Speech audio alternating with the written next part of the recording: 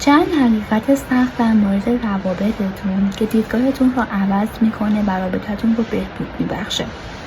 مثل اینکه عشق به تنهایی کافی نیست. عاشق بودن مهمه، اما لازمه هر رابطه ای احترام، اعتماد، ارتباط مؤثر و تلاش متقابل هستش. احساسات بدون عمل و بلوغ پایدار نمیمونن. شما هر چقدرم که یک نفر رو دوست داشته باشین نمیتونین اون رو تغییر بدین و نمیتونین رفتارهای ناسالمش رو اصلاح بکنین تا زمانی که خودش بخواد روی خودش کار بکنه. شک و تردید توی رابطه طبیعی هستش، مخصوصا در زمانهای چالش برانگیز رابطه، اما این به معنای پایان دادن به رابطه نیست، بلکه به معنای اینه که در مورد مشکلاتتون صحبت بکنید و اونا رو تقویت بکنید.